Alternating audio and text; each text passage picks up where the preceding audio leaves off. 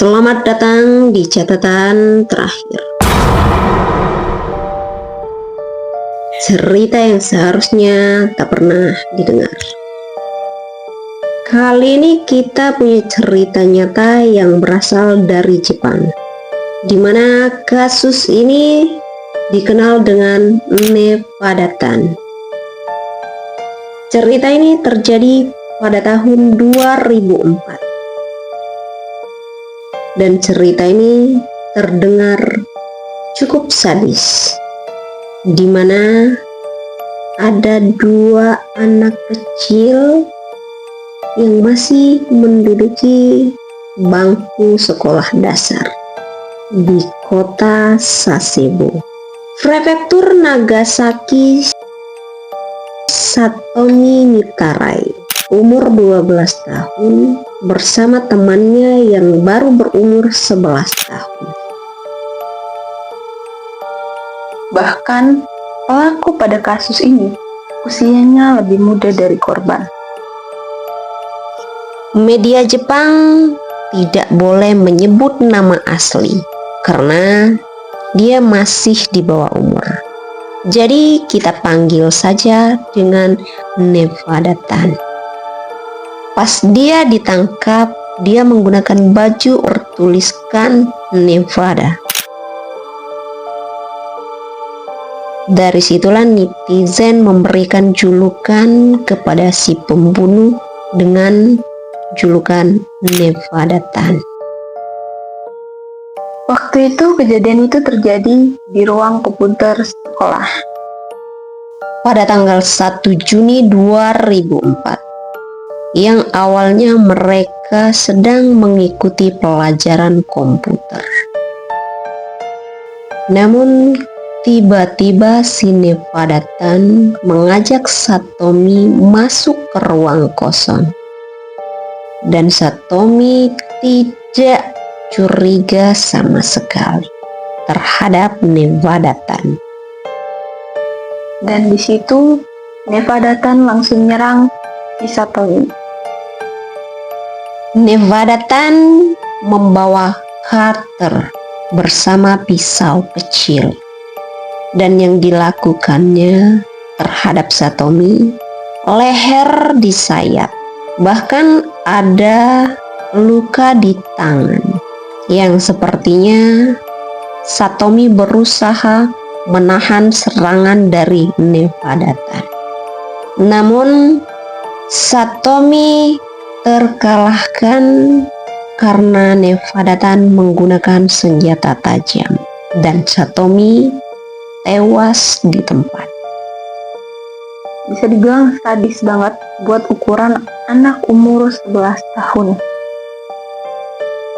Setelah itu Nephadatan tidak kabur. Dia tetap di sekolah. Bahkan dia duduk di lantai dengan baju penuh darah. Nephada menunggu gurunya sampai masuk ke ruang. Sebenarnya apa sih motifnya? Dan kok bisa sih sebegitu ekstrim? Kasus ini berawal dari ejekan Satomi terhadap Nephadatan.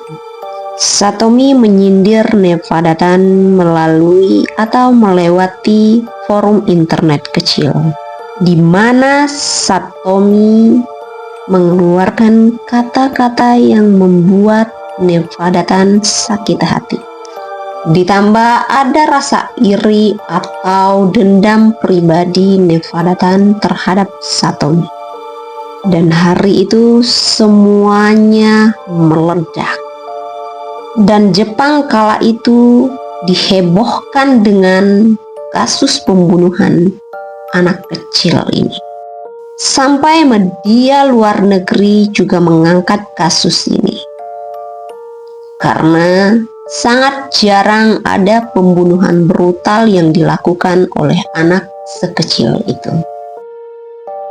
Anak yang masih terbilang bocah karena usianya baru 11 tahun.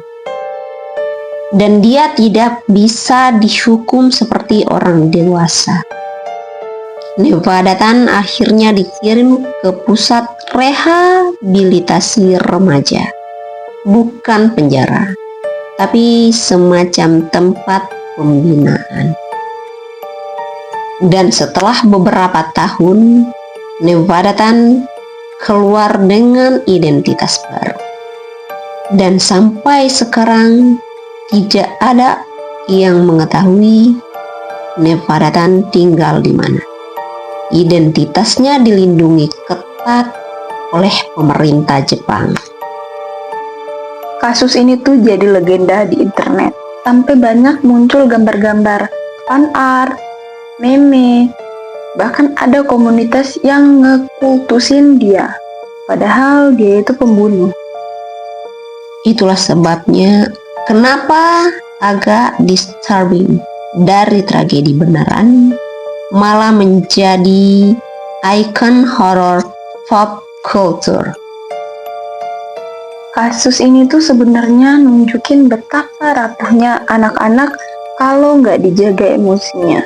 Apalagi di era internet, kata-kata bisa jadi pemicu tragedi. Itulah kata pepatah, mulutmu harimaumu. Dan sampai sekarang setiap orang yang membaca kisah Nevada Tan tentunya merinding. Karena anak umur 11 tahun bisa berubah menjadi pembunuh berdarah dingin. Kasus ini bikin kita sadar, monster kadang bukan hantu, tapi bisa aja ada di balik wajah anak kecil. Dan kasus ini jadikan pelajaran. Jaga mulut, jaga anak-anak. Oke, terima kasih sudah mendengarkan catatan terakhir dan catatan ditutup.